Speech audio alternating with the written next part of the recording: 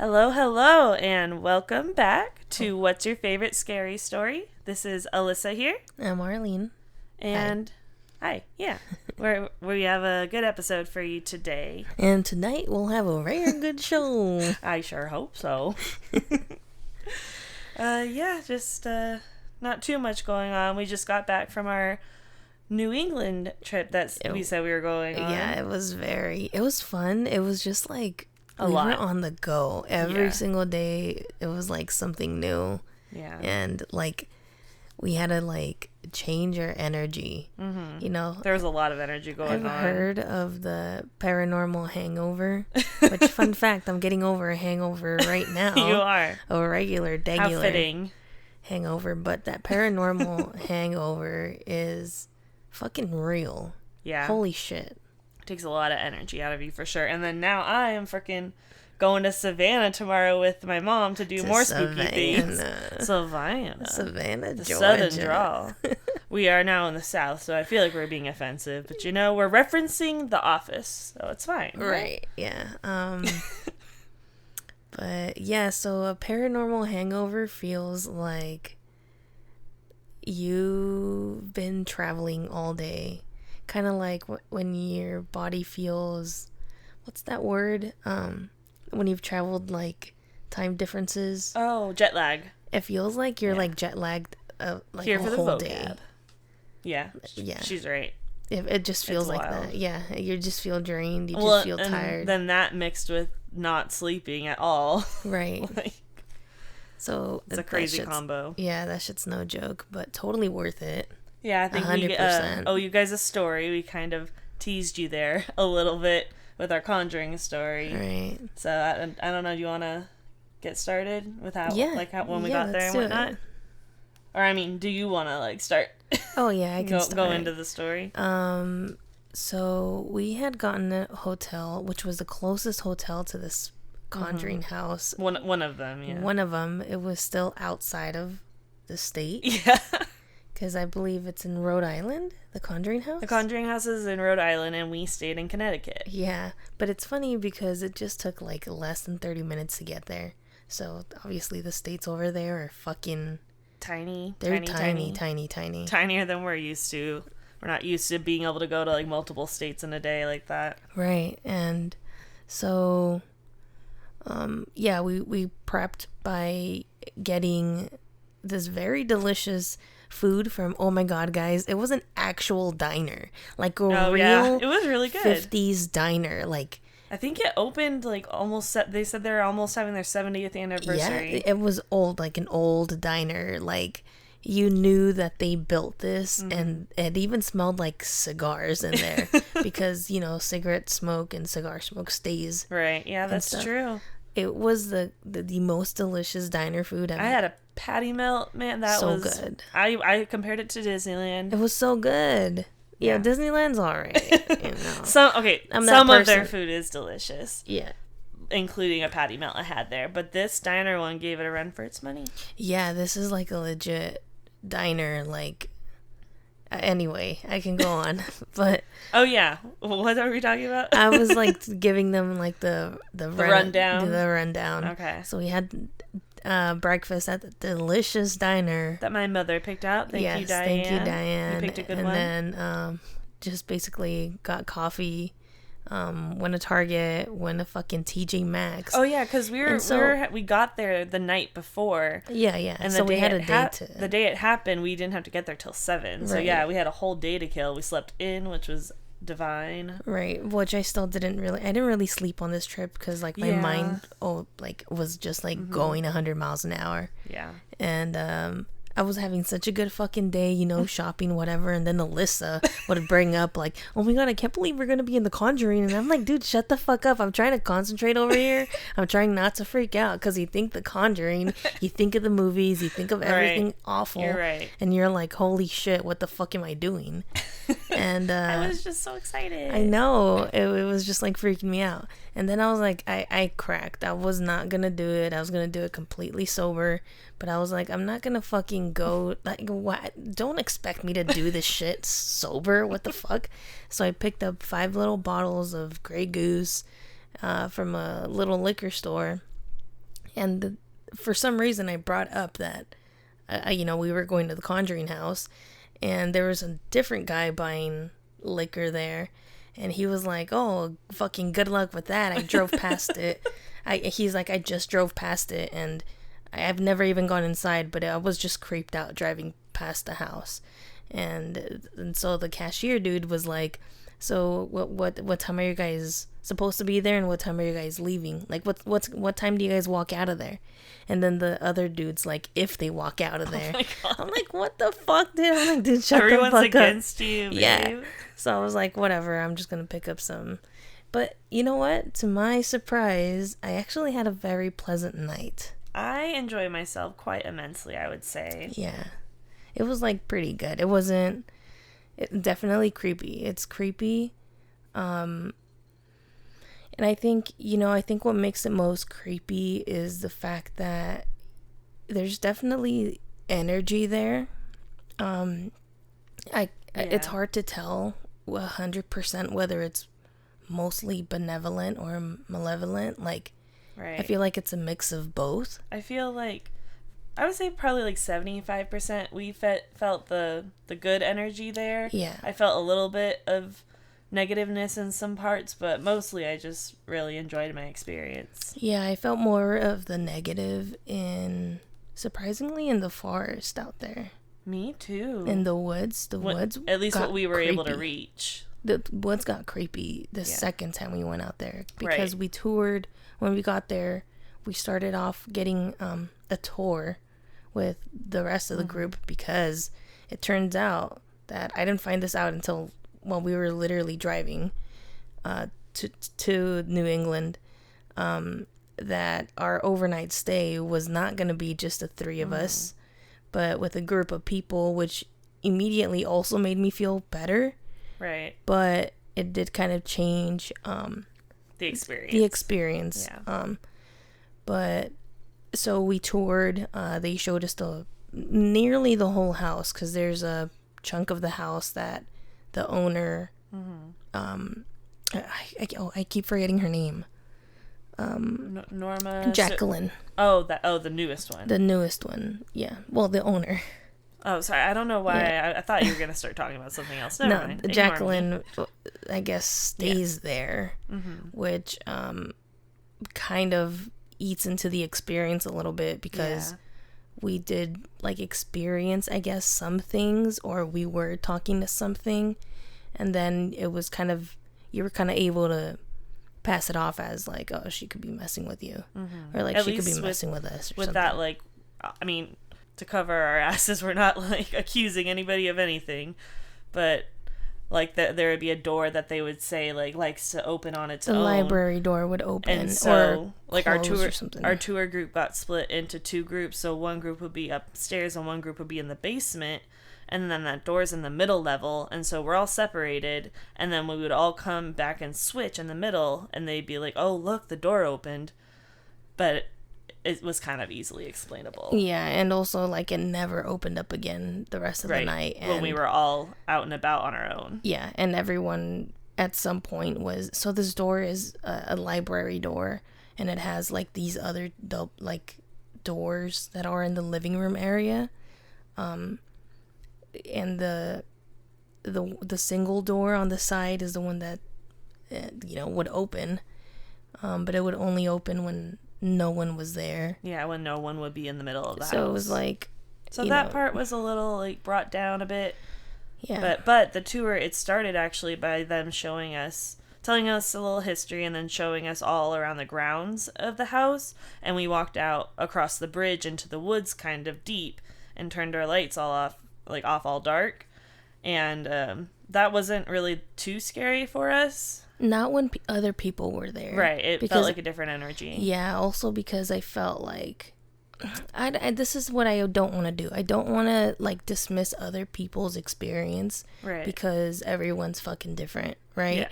But there would be some people that said, maybe 3 people, different groups, that said, I see these black shadow figures in the, between the trees. And I was trying my best to focus. And then someone was like, do you guys see the green little lights? Sometimes you see green little lights. And it's like, yeah, there's lightning bugs too, though. Like, it's the lightning bug season. And it was just, I was like, okay, we'll figure it out when we're out here by ourselves. Exactly. And when we were out there, it was fucking creepy. I don't know if it was because, you know, like, there's fucking animals out here too. And it's just pitch dark. Yeah, and it just felt kind of like, it did feel like something was watching us or like following us. I definitely had that feeling, for sure. And that was fucking like creepy. And it's just like the something behind your shoulder effect. Yeah, and I would even like flash like the light behind us. I kept like an extra flashlight. Yeah, that was helpful. Yeah, which I'm glad I did it. I knew I was gonna do it because, I mean, it's not like it was a regular LED light, so it was definitely brighter than the ones we used to communicate with. Right. Yeah. So when we were out there in the forest, though, we had brought our headphones, and we actually have a spirit box, which, for those of you who don't know, it's a device that like quickly scans radio stations, and somehow that turns into an EVP for a spirit to use the energy to get words through. Like in between, so the radio is, like Alyssa said, it's constantly skipping, so it sounds a lot like and between each like words can come out, and you're supposed to have it at an the AM station, because there's less music and less voices in it. And so then you have one person put on headphones that are connected to that device, so only they can hear the words coming through, and also they have noise canceling headphones on, so they can't hear what what questions they're asking the spirit. Yeah. So it's just totally sense deprecating. They close their eyes and they just repeat the words that they hear. Right. So my mom actually went ahead and did that first with us, and it was one of like some of the most interesting results, I feel. Yeah, I think that one was like the most genuine communication I think we might have had, because as much as it's interesting to do the Estes method, it's also kind of hard to hear the words sometimes. So I was just trying my best to say what I thought I was hearing. Exactly. It wasn't like coming through clearly. And then so I was just like, well, I don't know. I hope I'm answering questions, but I really wasn't like 100% sure. And so I knew your mom had never done that before. Definitely She not. was a bit of a skeptic when walking in. Yeah, a little bit walking in. And because I asked her, I was like, so when you walked into the Conjuring, how much of a believer were you? She was like about a 4. And I was like, walking out of there now, she was like about an 8 or a 9. And I was like, okay, so it definitely like, we communicated with something. But yeah, no one, there are people that left early. Yeah, I was surprised by that. I was like, why don't you want the whole experience? Right. But I mean, I guess there are people that like there's one couple or brother or sister, I don't remember, but they said they did it like last month. So some people like do this kind of regularly, I guess. And they said that they had a different experience. They said it was actually, the house was very quiet. And I was like, that's my fault, because I fucking prayed. I prayed. I had my cross. So I bought a cross specifically for this, and I went to go get it blessed by a priest at my sister's church when we were still back in California. And I was like, this is fucking crazy. Like, why are we fucking doing this? I'm gonna do my best to like have myself safe and blessed, and like I don't. You know. You were prepared, and maybe it scared some things away that might have been a little spookier to us. Yeah, and I also like told my mom when we were leaving, I was like, we're going to the spooky house, so please, like, fucking, you know, bendición and like everything, like fucking, you know, keep us blessed, mama.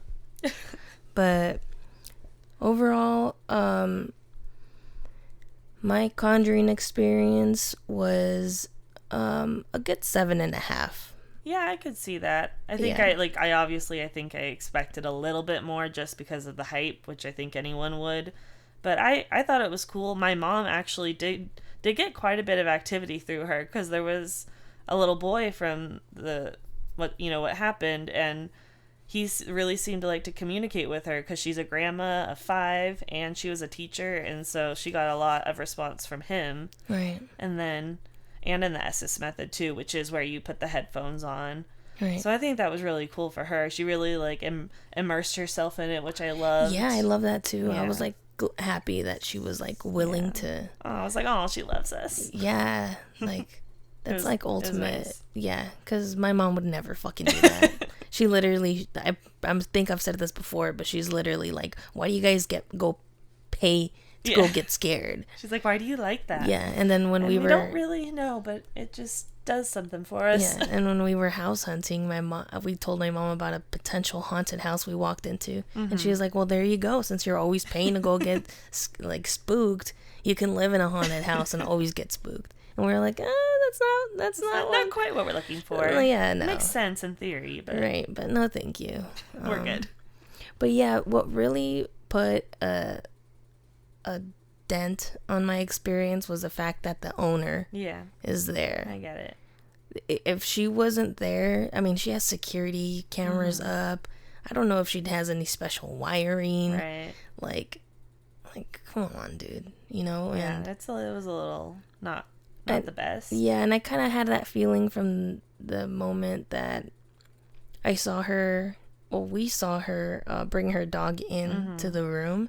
Yeah. And it would have been nice if she was like, hi, welcome. You know? I have noticed that too. She like totally ignored everybody. And I was like looked away from us the whole time. Yeah. And that was like, fuck. Yeah, because like the people that were like being the hosts that night, they were like very friendly and welcoming. Very friendly, but nice. you can tell they also have a script to go off of. Yeah, they do have to understandably, yeah. They're getting paid to tell a certain story and tell it a certain way. But you would ask them things, and they just stuck to like, they didn't like to talk about the more evil stuff that could potentially be there. They don't want to bring any more of that energy in there than they have to, maybe. Right. Also, Alyssa and I did this special like intuition thing where you just like draw or write down whatever you're thinking. It's called automatic writing. And I'm not saying I'm a medium. I'm not saying I'm a psychic. I guess sometimes I have dreams that come true. I would say you're kind of like empathic. Yeah, so I feel things like a lot, and so I trust my gut a lot, and I'm very thankful for that. But I was like, you know what? I'll give this a try, because they were giving pieces of paper and pen to everyone who wanted to participate. So I was like, fuck it, whatever. If no one's claiming this last piece of paper, well, I'll take a whack at it. Yeah, and the only thing that came through in my head that I swear to God, this was just like my intuition speaking. Yeah. It just said red iris. And so that's all that's all I did. I left my pen on the paper, like on the brink of writing or letting my hand write more, but it was nothing. So then when they were like, oh, what did you write? I was like, just red iris. And they're like, oh, interesting. And then, but I was like, why would I even write that? And then I realized it's because the cameras have that red light. The red dot and like the big white circle, so it looks like it's it's looking at you. Yeah. It's like the red eye. And then that like still the fact that you just like drew that from your intuition, like that's interesting. Because I had noticed it, but I mean, I'm not thinking. Right. I just thought camera. I'm not thinking red iris. Yeah. You know. Yeah. But I don't know. So I thought that was interesting. But besides that, we also had pizza for dinner there, which was delicious. It was one of the best pizzas I've ever had. I don't know if it's because like Marlene. East Coast pizza, if that's supposed to be better or whatever. Right. That's true. But so good. And I had been craving pizza like that. Yeah, and it was like fucking perfect. I was just way too nervous to eat more than one slice. Yeah. And I took my shots. I spread them out fine. I took one shot when we got there after when I was not driving. Yeah, I mean, I think you were. I think when you get that scared, it kind of does cancel the alcohol out a little bit. It cancels out alcohol. And so I feel like you weren't. It wasn't really. It was there like, too what's much. the point? Yeah. I think it just kind of helped you survive it. Yeah. Which honestly, it wasn't hard to survive. It like at one point it just Felt normal. Kind of became, yeah, it was normal. We were just hanging out there, and I was like, well, I want to like stay the whole time, like, to get this full experience, you know. But like no one's kind of really doing anything anymore, and there's only so much you can ask. So Right. I think we headed home about 2.5 hours like before we were gonna get kicked out. Right. It's still. But yeah, that was what, like 10.5 hours? Yeah, we almost spent the 12 hours there. It was gonna be 13, I think. But yeah, but honestly, and it was funny too. Oh, excuse me. It was funny because during the witching hour, which is 3 o'clock, I was fucking exhausted. Everyone kind of just like mellowed out hard during that time, and nothing really happened. Yeah, no. Except I think one of the REM pods did go off pretty much like right at 3-ish. Oh my gosh. Oh yeah. And then that was like it. I just remembered that time that I did genuinely get spooked. I mean, I was spooked out the whole time, but the part that I was like genuinely spooked by myself was when I got thirsty. First of all, I had acid reflux, which is, if you know what it feels like, it's not fun. Nope. So I needed to get some water, and everyone was in the living room library area, just like asking questions. I feel like even the investigators everybody was literally fucking exhausted. Like our energies were just like flat. Low. Yeah. And so I was like, whatever, I'll go to the kitchen. And between the living room and the kitchen, there's like this little like hallway that looks like it was originally the entrance to the whole house. And the upstairs, everything's pitch black. Like they purposely turned off all the lights, so just to give it a little bit of the spooky these little experience. tiny like old-fashioned lanterns up around. But when I walked past that little hall, it literally felt like something whooshed from upstairs, downstairs, behind me, and I literally turned around because I felt something, and I just like stopped. I turned around, I looked into the hallway, and I was like waiting, which is something I normally don't do either. I would just fucking literally go grab my shit, be like, and bye. go run. Yeah. And I was very, very, very close to not shouting, but like calling out for Alyssa. And I was ready to be like, Alyssa, like, babe.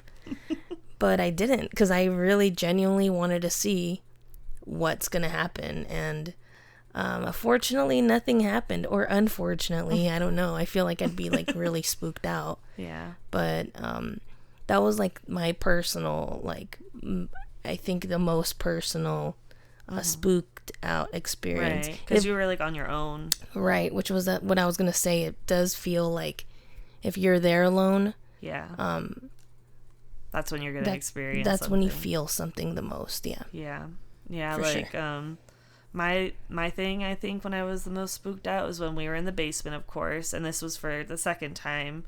It was just me, my mom, and Marlene, and we were sitting at the table there in almost pitch blackness, and we had the 2 flashlights set up. And so we kind of established, this one flashlight kept coming on, that we were talking with Abigail Adams. Abigail Babe. Arnold. I'm so sorry. Who's even Abigail Adams? I think it's like a president's wife. I don't know.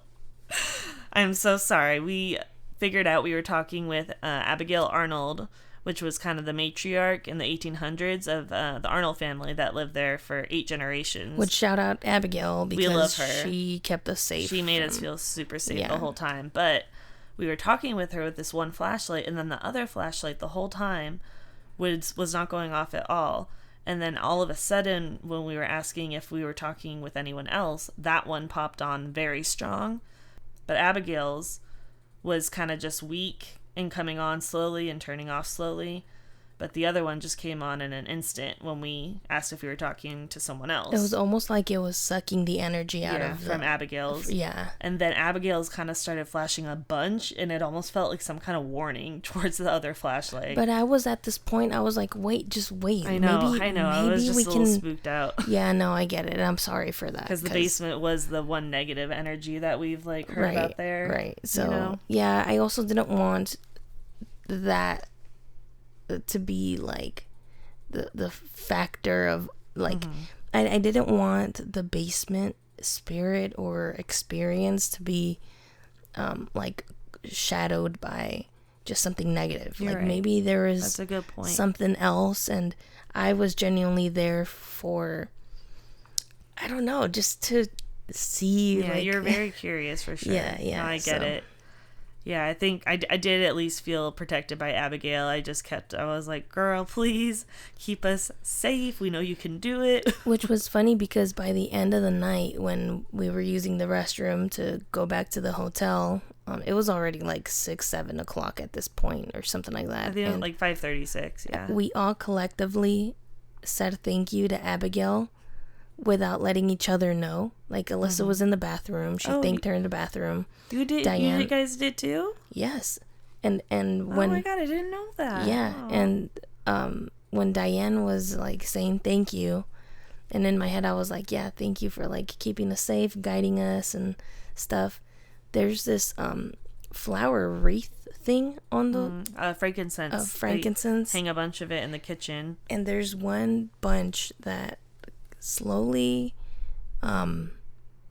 turns, I guess. Yeah, it like rotates like just slightly. Just slightly. And it's the only one that does it, like, It all doesn't the time. it doesn't even turn like an inch around. It's just very, very slowly, very softly twisting. And there isn't vents or window making it do it or anything. Yeah, no, we checked. Yeah. But when we all collectively, like, said thank you, that thing turned. Yeah, I was in the bathroom, but my mom and Marlene saw it. Yeah, and that was really freaking weird because the whole night, and I would flash my flashlight at it. I would try to figure out, is there something? Is there a vent? It is next to the window, Trying but to there's debunk no it. there's no draft, nothing. And when we thanked her, the bunch like twisted like more than usual, Right, and like we were a full like rotation kind yeah, of and thing. I was genuinely like, oh my God, like, what the fuck? It's pretty Like, cool. Yeah, it was really, really, like, it was a nice goodbye. Yeah. For sure. So, But yeah, we went through every room and said thank you and goodbye and closed all lines of communication from anything there. They are staying there. We are safe, we promise. But yeah, if you ever get a chance, if you're curious, if you're spooked out, whatever, you have to do it. Absolutely, it's worth it. Totally worth it. Yeah, it was one of the coolest experiences I'll definitely remember forever. Yeah, me too. Plus, I get to say that I stayed overnight at the Conjuring house. It's a pretty cool thing to say. Really cool thing to say. Yeah. Methinks. Right.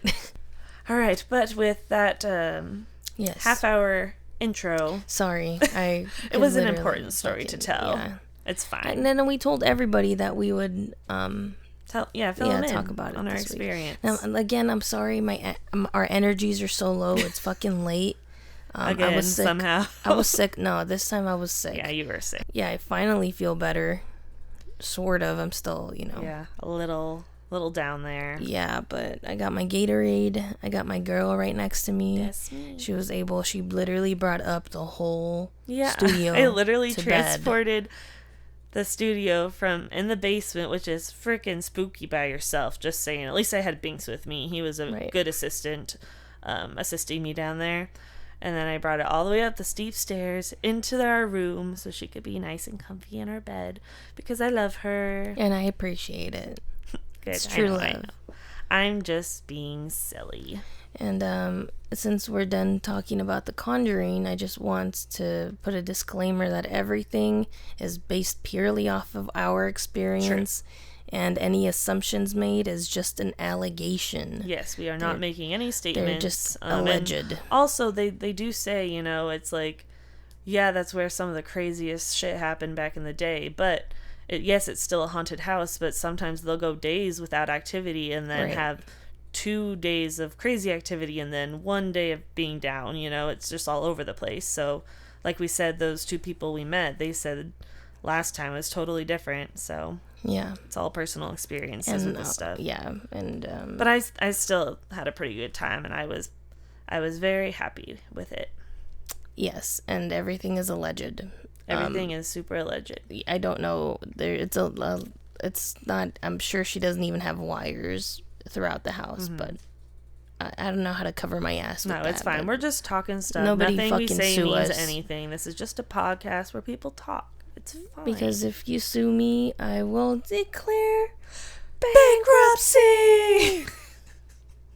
We watched a lot of Office on the trip. That's an Office reference. It was a good time.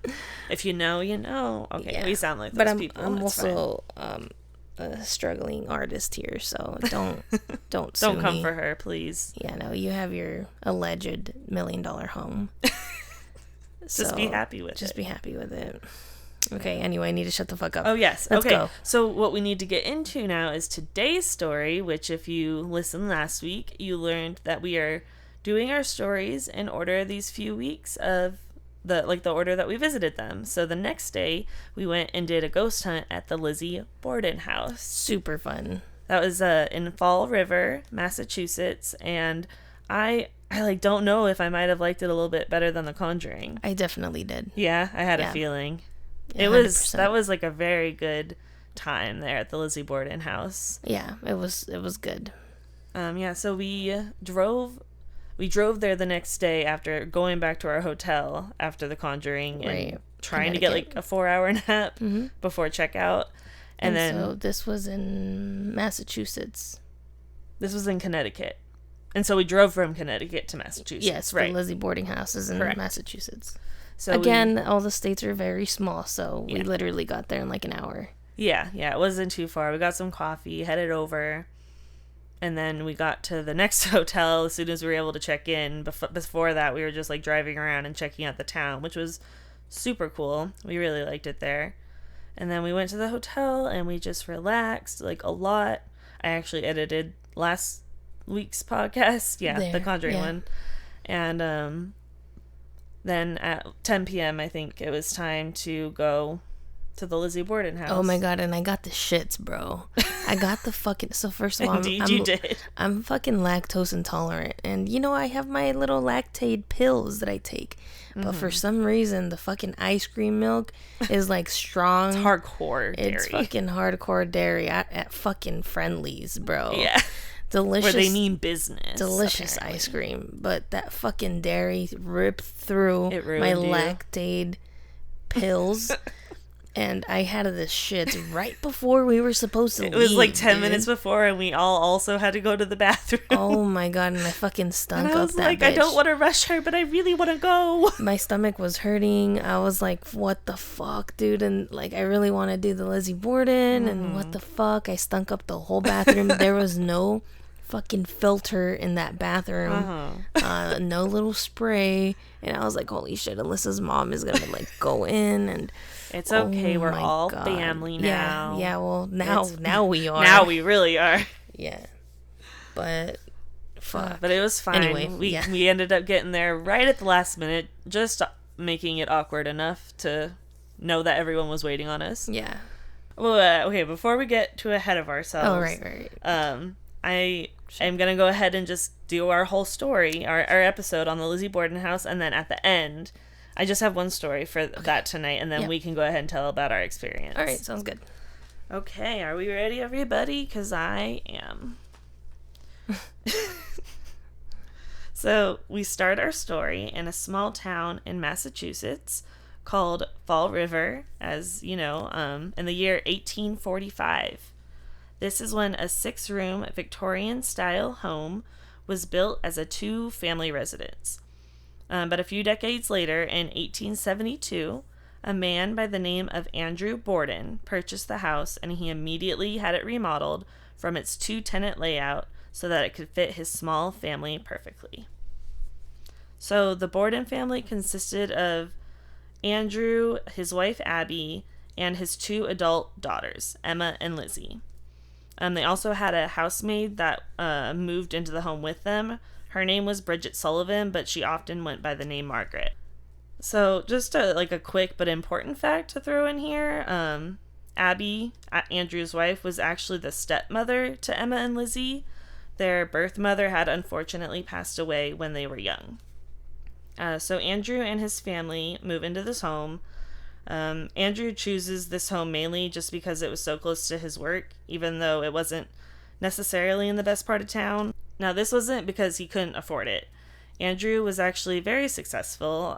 He was the president of a major bank, owned substantial property, and was the director of 3 major cloth mills. Damn, so he had He was active he was in the loaded. community.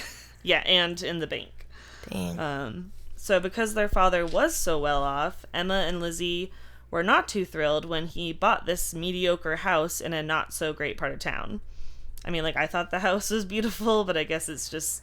I guess for its time. Yeah, maybe. for its time, it wasn't much to them considering how rich he was, And then, yeah, but also not just considering that, but, I feel like not everybody at that time also had, a beautiful home like that. Maybe they were a little spoiled. And I feel like, we also just find beauty in, historical homes. So maybe that's part of it for us. Right. Or maybe they were spoiled. Yeah, that too. And just they, saw what their friends had. Yeah. And I guess that wasn't the only way that Andrew was frugal. Even though it was somewhat common at the time, he refused to get indoor plumbing or electricity for the house. Damn. So naturally, he would pinch pennies any other way that he could, so that he could keep his riches in his pockets. It was kind of it reminds me of my grandpa's toilet in the rancho, back in Mexico. Back in the day, I don't even know if nowadays it's still like that, but we'd go over to his house in the rancho, and his toilet didn't even have a flushing thing. He would just have a big bucket with water. That's what theirs was. It was a room attached to the house, but just a hole in the ground kind of thing. Yeah, basically. I mean, my grandpa's toilet, his bathroom was in his room. Oh, dang. Yeah, but I mean, separated. Oh, it's okay. Sorry. It's not just a fucking toilet on the corner. Oh, but I got confused. No, I mean, the bathroom was in his room, a lot of master bedrooms. An ensuite. Yeah. I see. A lot of, primary master bedrooms yes. are now. And, but yeah, it had no flushy thing, and you would just have to get, there's a smaller bucket in the big-ass bucket, and you would get water from the bucket and, put it in the toilet, and that would make itself flush. Wow. It was, very, Old school caveman shit there. I'm sure he had electricity too, but right. Yeah, no, that was a crazy experience. Dang. Yeah, so right. Oh, okay. So Andrew Borden, as we were saying, pinched his pennies, and this would actually be the cause of quite a good amount of tension in the family, as Emma and Lizzie knew they had money and they wanted to use it. They also saw it as an embarrassment to live as they did while their wealthy friends were living in luxury. Okay, do you know how old the girls were at this point? I know Lizzie was 32, and I think Emma was quite a bit older than her, wasn't she? Yeah, okay, that makes sense. So it's not like they were spoiled little girls. No. They were grown-ass women who weren't married yet, and they were like, Dad, what the fuck? Yeah. And then if their dad was a piece of shit, maybe men didn't want to date them either, Right. Yeah, he had money, but they probably you have to deal with him. That's true. And they also knew it was kind he of has money, but a forced spinstership of them, What does that mean? Because if they're not married and they're that old, they're considered a spinster back in that time. Right. Yeah. But it's their situation could be causing that. I don't know. We're getting really deep, but it's interesting. I mean, it's true though. Yeah, there's just a basic ass story of this, and it's okay, yeah, but every family has their fucking skeletons in the closet. So, right. Were the girls, were they just bratty and just jealous and what's the word? spoiled. Yeah, spoiled, you know? entitled. Yeah, entitled because they were rich. I mean, I'm sure like that was like the norm back then, unfortunately, with the like richer folk, you know. Yeah, I guess so. I wouldn't know. Because it's like in the 1800s. Not even know. Yeah, I don't know. We don't know for sure, but yeah. Okay. Anyway, sorry. No, you're good. But yeah, that was the reason that Emma and Lizzie still were living with their father, even though they were like adults. Which there's no shame if you live with your parents. I'm not like saying that. I'm just saying that was the reason that they did it back then. Right. You know, and so they were just kind of like stuck there with him. So as you can imagine, the family didn't really get along, and they just kind of coexisted. The maid, Bridget, actually said they didn't even eat their meals together. And at one point, Lizzie had built herself... Oh my god, this part is so sad. Lizzie built herself a chicken coop in the front yard, but I guess it would like attract neighborhood kids from time to time. Like they would just come up to the yard and look at the chickens, Right. which Andrew did not like. So, trigger warning, I hate it. I have to say it. He took a small axe and beheaded all of Lizzie's chickens. Moving on. So obviously that greatly upset Lizzie, and she even went to live with some relatives for some time. And then to top things all off, Andrew eventually amended his will. So that meant that if something were to happen to him, all of his money and possessions would be left to his wife, Abby. And he also gave away real estate to some of Abby's relatives. So he probably also did that to piss Lizzie off because she left. Maybe, yeah. And be like, oh, she's ungrateful. Yeah, she's ungrateful. That's a good theory. Like, I'm gonna kick her off the will and right. But what about Emma? Emma probably was okay with her sister doing that, like leaving. And was telling her dad, like, no, Dad. He had just assumed she, like, sided with her. Yeah. I mean, as all sisters would. Well, not all sisters, but... Okay. Yeah, anyway. Yeah, anyway. So clearly, Emma and Lizzie weren't happy that they weren't getting anything from their dad, knowing how much he had. So that's just kind of a little bit of back history with their family. And in 1891, the Borden home had been hit by intruders who took a lot of money and jewelry. So this made Andrew really paranoid, and he immediately puts locks on like every single door and window, which were to remain locked at all times, like even when everyone was inside at the home. I mean, that is when you lock your home, is when you're inside. I feel like it like wasn't as much of a thing that like then.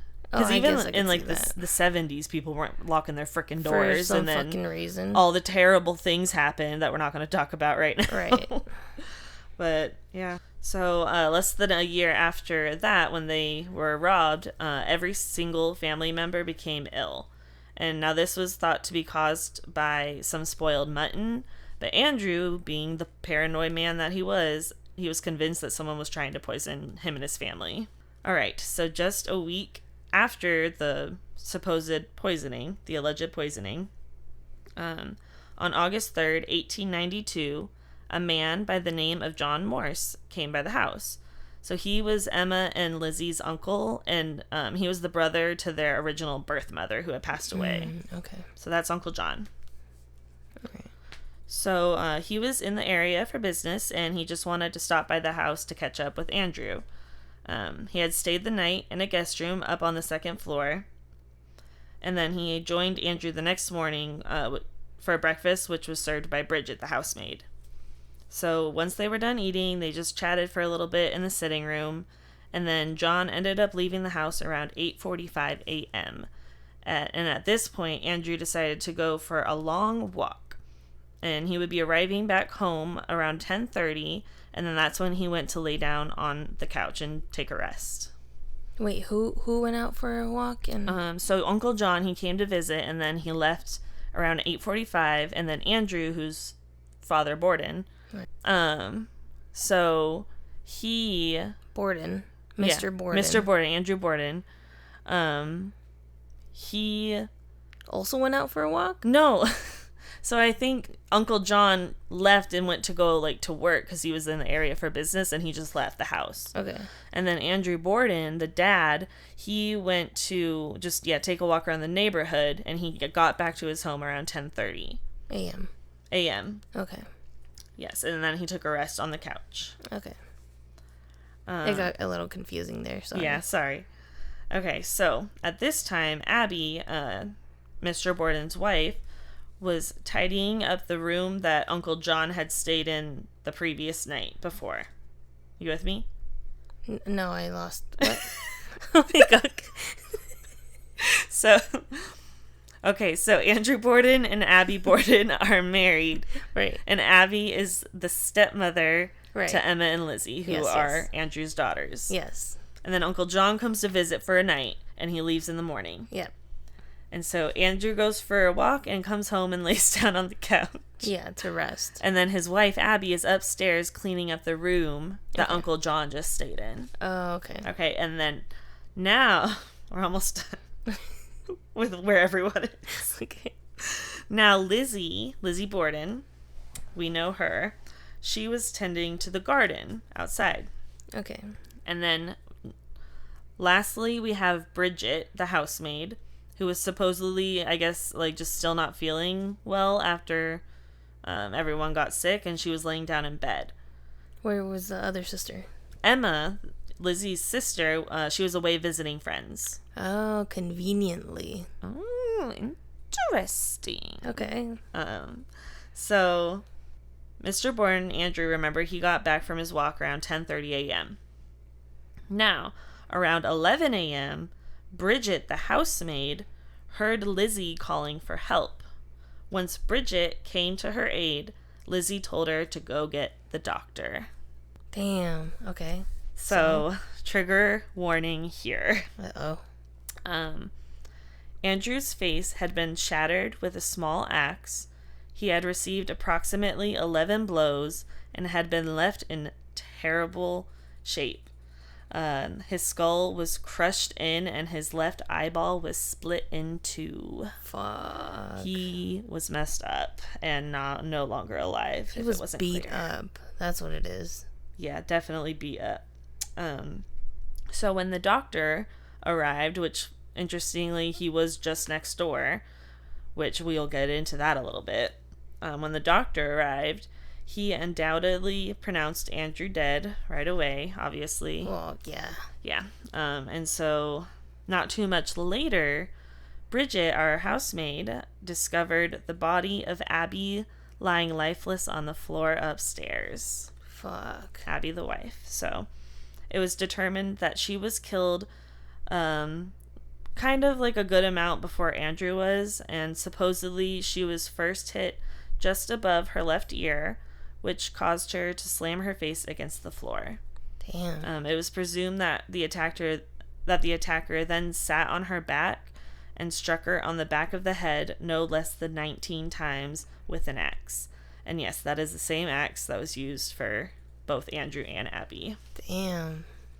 So the autopsies were actually performed right there in the living room of the house, which is crazy. Yeah, holy shit, we were standing there. We were standing where autopsies happen. That's wild. Yeah. Is Oh my God. Is that where my picture is? The one I uploaded on Instagram? It might... I don't know if it's that room. Isn't that the living room? It's the one that's right next to the kitchen where it happened, because that's where they set the, like, fake Mr. Borden. Yeah, that's where... Oh, did you get a picture there too? Yeah, that's the living room. Oh, you did. That's right. Yeah, it's that room where autopsies happened. That's wild. Pretty dang wild, for sure. For sure. Shut up. So the police did question Lizzie and Bridget, since they were the only ones in the house when the murders occurred. And Bridget said that she was lying in her bed and didn't hear anything until Lizzie called for her. So Lizzie's story, however, seemed to like just keep changing up. At first she said she had been working in the barn, then she said she was in the garden, and then the basement. Damn, so I don't know, that sounds a little sus. It's a little fishy. Yeah.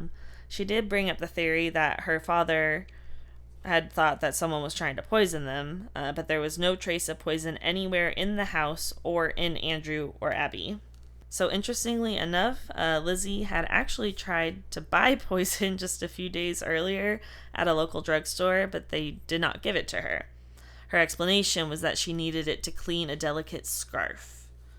So, I mean, I guess, is that a thing people did with poisonous material back then? I don't know. I don't know. Maybe. I guess maybe, like depending. A long time ago, almost 150 years ago. Yeah, because we still use Clorox. Right. And that's true. Technically that's poison. A poison. Yeah, it is a poison. Right. Yeah. So who knows? It was just like made differently back then. Right. So something else that Bridget had mentioned to the officers is that when Andrew had arrived back from his walk he took, he like had trouble getting the door open. So then Bridget went to go help him, and as they were both like struggling trying to get the door open, Bridget heard like Lizzie laughing upstairs. What the fuck? Like stuff is just piling on that girl. So Bridget also said that she saw Lizzie burn a blue corduroy dress a few days after the murders happened. And there was also an axe with a broken handle found in the basement. But since back then DNA testing wasn't like a thing, and the axe, quote, looked clean, it wasn't used as evidence. Interesting. I love how it's not like police work has really grown to its full potential, but it was a little crazier back then. Anyways, not talking about that. Right. But regardless, due to the evidence and the other evidence that they had against Lizzie and like the circumstances, she was arrested just one day after the funeral of Andrew. So they straight up, they were like, "Oh, you definitely fucking did this." Well, I mean, they had enough to like arrest her after the funerals. Right? Yeah, after the funeral. So she had a couple days to like simmer in the, oh my god, are they gonna find out that, Yeah. that maybe she did it. Right. Yeah. I mean, again, we're getting there, but this is pretty much one of the biggest like unsolved true crime cases. Yeah. It's pretty crazy, but so yeah, so I thought this was like pretty strange. I've never heard of something like this before. Obviously, it was a long time ago, but Lizzie was charged with 3 murders. She was charged once for the murder of her father, Andrew, and then for the murder of her stepmother, Abby, and then it was just like the whole count of murder of the both of them together. And so she had those 3 charges of murder against her, which was interesting and weird. But yeah. So like it was fact. Like, oh, you murdered these 2 people, but you also committed murder, so there's another extra charge, like personal charges. Yeah, that's a weird charge. Yeah, I thought it was worth mentioning. Yeah. So Lizzie goes to trial, after she's arrested, and she did not speak once during the trial, and just left everything up to the family's lawyers that she, had set up for her. Obviously, Fifth Amendment. Huh? The Fifth Amendment. Yep, you're right. Absolutely. As an American, she still has rights. That's true. So, although she wasn't talking, Lizzie did listen very attentively throughout everything, almost like she was watching it happen to someone else. And she just remained calm and emotionless the whole time. And that's the exact same way she was behaving with the police officers when they were like interrogating her too. So she was just chilling through the whole trial, except at the end, when the skulls of Andrew and Abby were brought into the courtroom as evidence. I guess Lizzie just fainted dramatically. So about 1.5 hours later, the jury had been deliberating. They had decided that Lizzie was not guilty. She had been acquitted.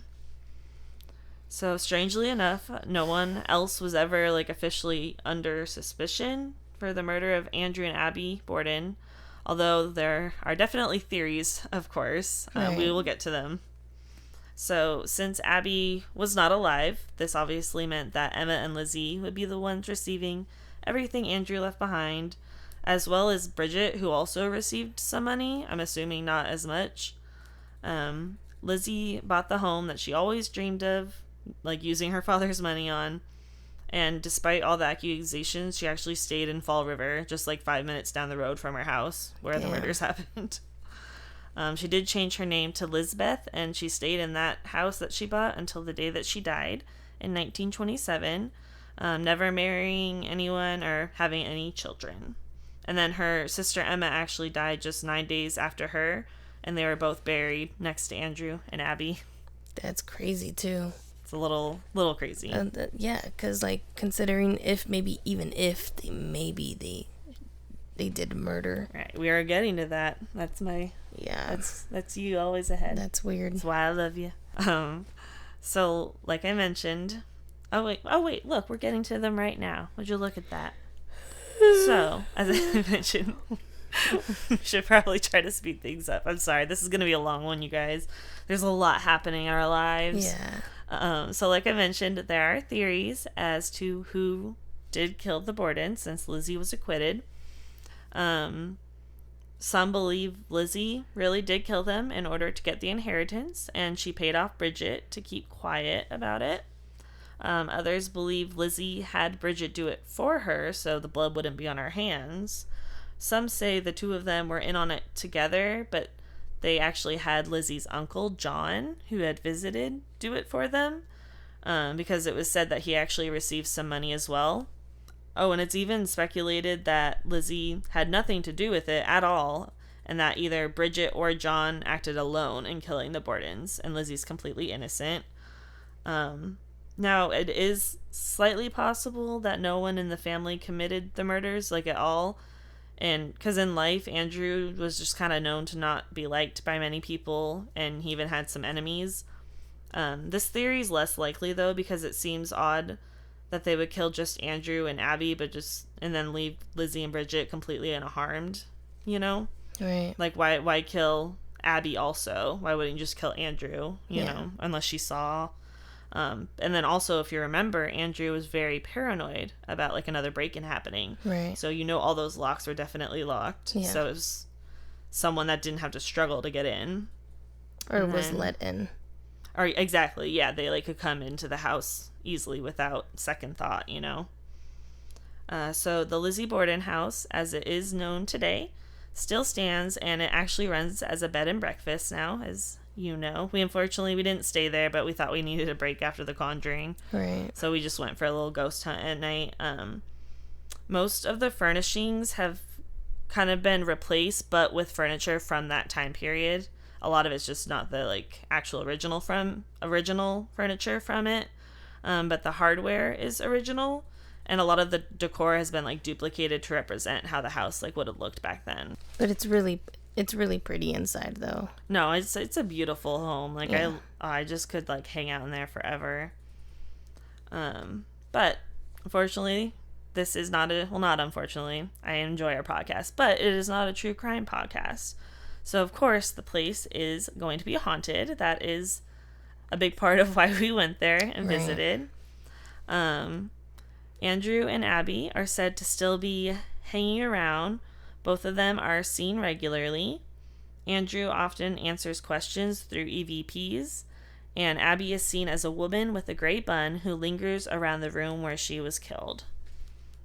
Bridget did move away after the murders happened and even died completely, like, in a different state, but it is believed that her spirit has made its way back to the Borden house.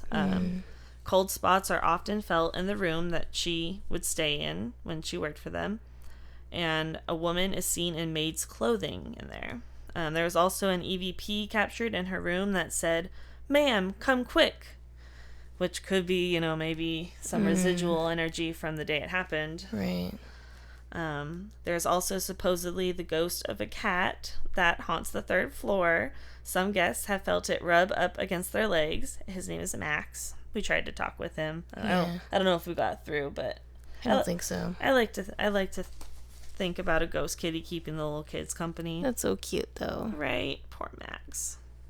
And then, so for your basic hauntings, you're going to have your lights flickering and turning on and off on their own, doors opening and closing on their own, the sounds of giggling children, toys rolling across the floor, the feeling of, like, being touched or your hair pulled, and, of course, our favorite, shadow people.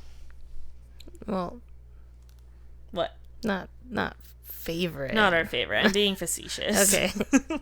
I know.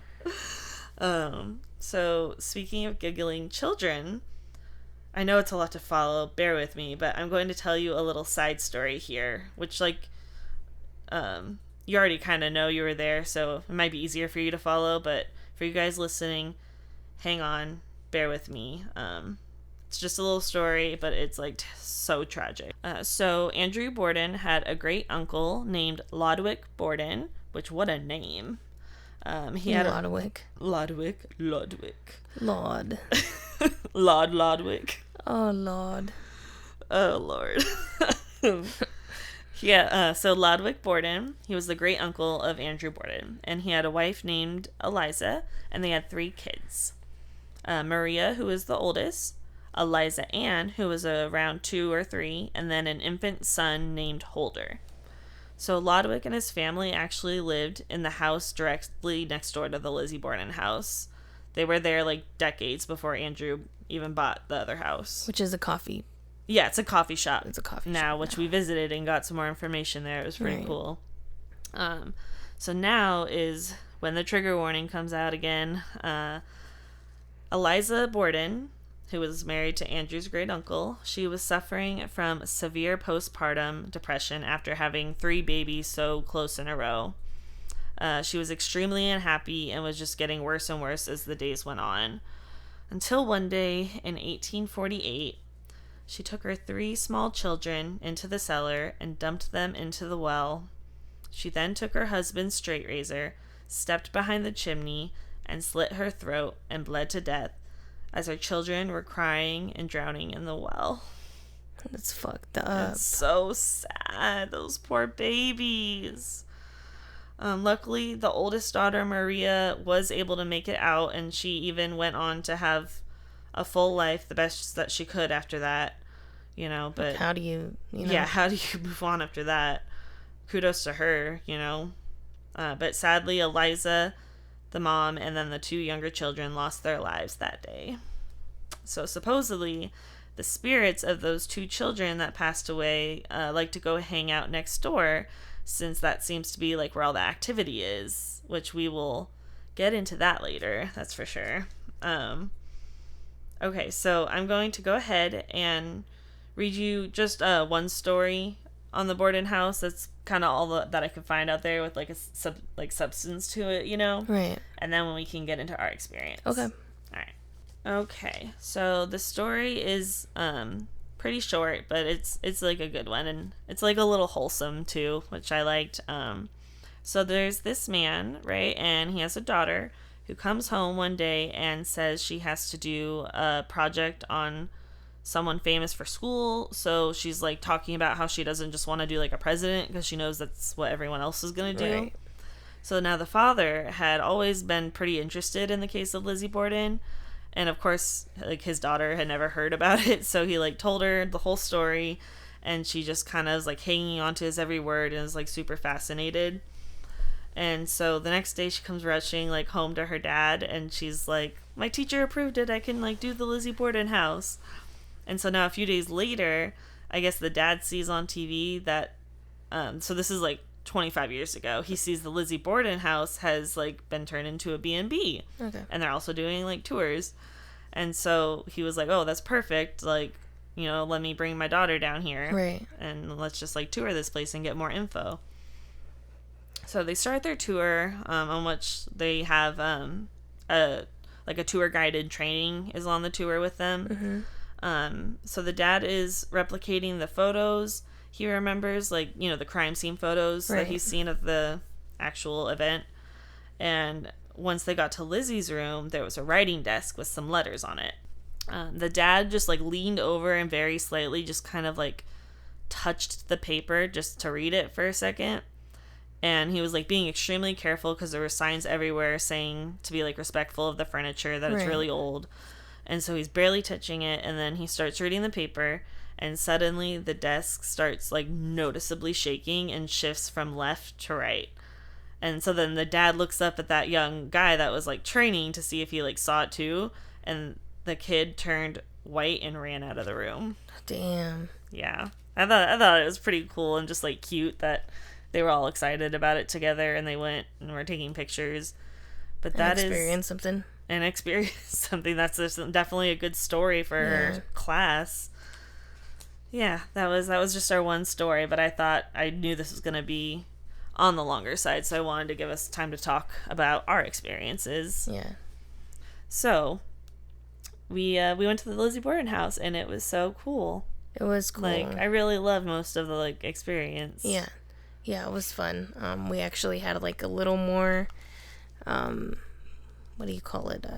Activity? Activity there than in the Conjuring, which I appreciated. Mm-hmm. You know,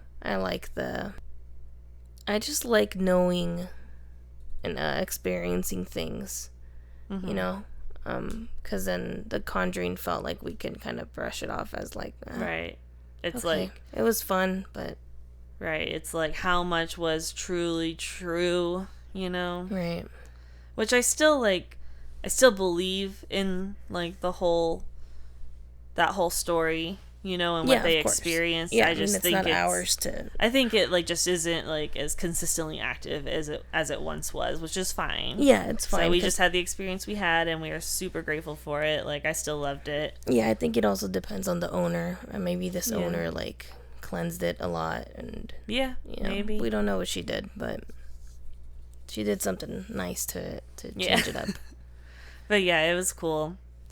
And then, but the Lizzie Borden House, it seemed like more consistent activity. And I mean, I know we were there for just like a fraction of the time, but it like barely stopped, I would say. Yeah. But we started, we all like got the history of the house, and the guy just explained, in the kitchen, the devices that we'd be using and how to use them and all that. And then just, like, dispersed us amongst the house. Yeah, he was like, all right, you're free to go. And we were like, oh, well, okay. Really good thing we know what we're doing already. Yeah. Like, geez. But, no, it was cool, though, because I feel like you're going to get more when there's, like, fewer people in a room. You know, I just feel like it's easier for them to get through that way for some reason. Yeah. And I went to the front of the house. In one of the front rooms, like a parlor room, I think, and that's where I got. I think I was the first one to get like activity in the whole group, like in the whole house. I would say so. And something was talking to us. Yeah, absolutely. It said, and maybe it was like subconscious that you guys kept on saying, "Were you a child? Were you guys a child?" Right. And I was like, I don't know if we are talking to a child. Yeah, you never really can know 100,000%. Yeah, but it was responding a lot to the grandmas, I guess, in the group. Yeah, like your mom, and there was a woman there that had 11 grandchildren, and I was like trying to be respectful because she like the activity increased when she came in the room, and we had known that my mom was getting activity from children, like because she's a grandma and has that like aura about her. And so I was trying to ask like the woman if she was a grandma, but then I was like, wait, I don't want to insult her. So I was like, do you have like a connection to kids at all? And then that's when she said she had 11 grandkids. Yeah, which was a nice way of asking. Yeah, like, I tried my hardest. Yeah, and what the funny part about that too is that while that woman walked in, and it was the four of us, and then we were getting great communication.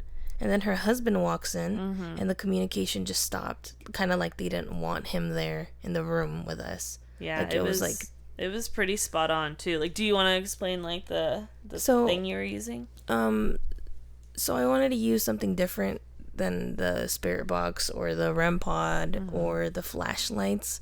So I got the dowsing rods, which are basically like L-shaped rods, made of copper. I guess that's like a conductor.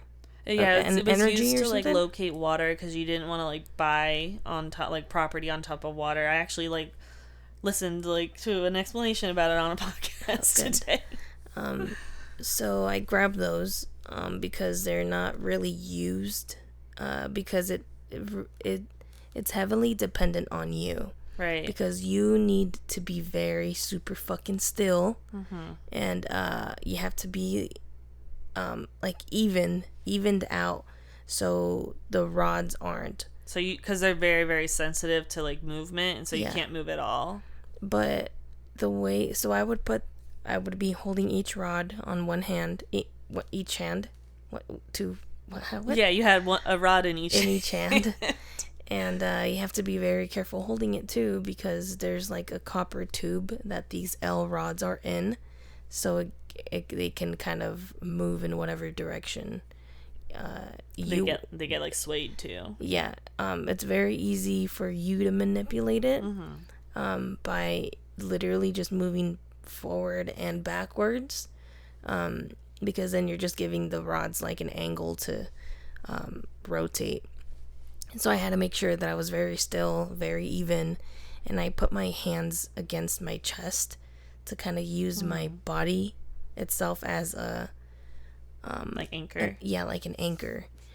And it's funny because I believe if you do this correctly, you literally feel the rods moving on their own. You and my mom definitely got a lot with those. Yeah, like you have to be very fucking still, and I would, in between my breaths, I would be breathing very slowly, but then there was times where I had to take a deep breath because I wasn't getting in enough air, and I was like telling everyone, okay, I'm gonna breathe. Yeah, I need to readjust myself here. And then you can see that the rods are moving with my chest because I'm breathing in and out, and so I would be holding my breath and taking small breaths so I wouldn't be influencing the way the rods moved. But it definitely, I loved using them because I felt like for me personally, I had to hold them to believe that we're getting communication. I absolutely get that. Yeah, because in the Conjuring house, when they tried to show us those rods, that man was moving. I saw him. Yeah, I didn't have the eyes to see that. I was like, bro, what? Like, I'm right in front of him, and he was like moving his hands to. I was like, bro, no way, it's that quick. Yeah. You know, and it's not that quick, because you have to give it time in between for the rods to move, for them to communicate, like, but we had a pretty solid, like, good amount of time there speaking to whatever we were speaking to in that parlor room. Yeah, it was like determined, like, again, it's still alleged, we don't know exactly who we were talking to, but it seemed through the answers that we were talking to the little toddler that passed away next door in the well, Eliza Ann. Allegedly, yes. Because I don't believe in children's spirits, and I was like, I don't know, you know? Yeah, we can never know for sure. But definitely we were speaking to something. For sure. And the rest of the house was pretty cool. We also got a good response in the front entrance. Got a bad response in the basement. We won't talk too much about that. We won't talk too much. It was pretty negative, but we're just going to leave it there. Yeah. But yeah, like the foyer, like right by the staircase, when like where they would originally walk in through the front. It was the first time I've ever felt a cold spot. Yeah? Yeah. Oh, wow. Yeah. It like yeah, and we also tried to, again, all allegedly communicate with that little kid's spirit, and we asked her if that was her next to you, and, you know, allegedly the answer was yes. So. Yeah. And it was, upstairs was pretty positive. Yeah, for sure. And then we kind of started talking about how we're like, oh, are you getting tired? Like, because it was a little less responsive. And didn't you get like a yes? And then I walked, and then the lights flickered. And so I walked across to the kitchen, because that's where the tour guide was waiting for us, which also we were the last ones in the house. Yeah, people everyone left this also super left. early, which was weird. It was only 2 hours. But I walked past the lamp, which is probably a good 2 feet away from it. I'm not going to influence, to ask the guide, like, so does this, like, lamp over here, like, flicker often? And as he's getting up, like, the light completely goes off. It goes off. And then I was like, wild. I was like, are you tired? Would you like to stop? And the rods signaled yes. And then so we were like, all right, well, thanks for speaking to us. Again, sweet dreams. The way we close communication, and that light flickering and the light turning off, that was pretty solid. Yeah. Also because like he's also he seemed to be more open to talk about the things that actually happened there. Right, instead of pushing other things. Right, and then so that also kind of made me feel like, okay, like he's as spooked out as we are. He was kind of just sticking around to see what happened. Yeah, like he was very curious, and it was really cool. They keep record of all these kinds of things. Like at the end, he showed like pictures of like things that everyone, like guests, have gotten there, and like surveillance video footage of lights flickering on these girls and then going completely off, and then like the door opening. So this video is on YouTube. I'm sure if you like Google YouTube, I don't know, Lizzie Borden surveillance, because it's U.S. Ghost Adventures that like owns the house and runs this whole operation. Okay. So maybe like something they have online. Yeah, but really cool, really spooky. Like Alyssa awesome said, experience. The basement was a different experience, and we're not really gonna talk about that. It was interesting to see, but we left it there forever. Yeah. And just to not leave it so broad, it was very it was negative, and we just weren't interested in speaking to it anymore. Like tapping into, like once we kind of like figured out supposedly what kind of energy it was, we were like, okay, well, good to know, but thanks and good night. Yeah, and we're not interested in tapping into things like that. Yeah, we don't need that in our life. Yeah, no. So that's why we just kind of left it at that. Yeah. But that was our experience at the Lizzie Borden house and the Conjuring house. They hadn't heard that all week also. Yeah. And next week, we are talking about Salem, Massachusetts, where we ended our New England trip. Yeah. So which was fun. Yeah. No, that was a fun day. Yeah, it was. And then, so we'll talk all about, so not just Salem, Massachusetts, but we'll be covering the Salem witch trials. Okay, cool. Yeah, I learned a little more about him. I guess I kind of like went in a little hot. I could have saved that, but we told everyone where we're going on the trip. So it gives everyone something to look forward to. Yeah, so I guess today's question is, did she do it? And I am going to not try to influence anyone's decisions, but I don't think she did it. And I think the uncle did it. Okay. Because I think it's fucking sus that he just visits. Like, just stopped by and then just on that day. All of a sudden. And he was Lizzie was in on it. And so was the maid.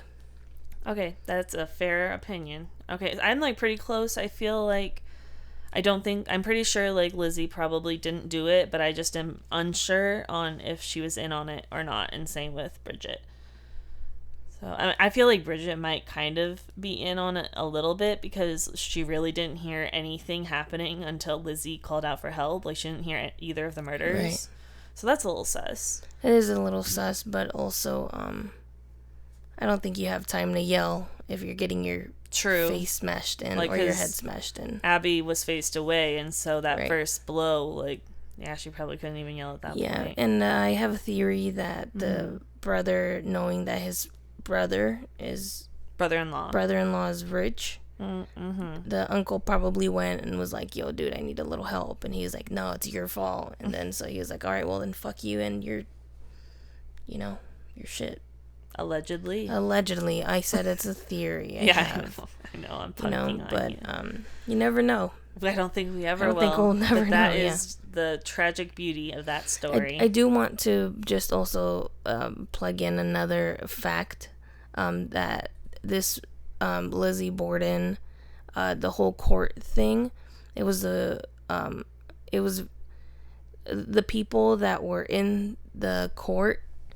The jury, not the jury, like literally the audience that sits in. It was mostly women that were sitting in, because during that time it was very rare to hear women being accused of committing crimes this horrendous. Like, they would never. Yeah, because it's like, oh, like, you're a woman, you're supposed to have like the fucking sophistication. Because she was also a high class, like Lizzie was high class. Yeah, they were her dad was cheap, but they still were like part of high society. Yeah, so it was like very rare to hear about rich woman like committing these like horrific crimes. Yeah, like, just unheard of kind allegedly committing Right. these crimes because she was acquitted. and so she never really did them, I guess.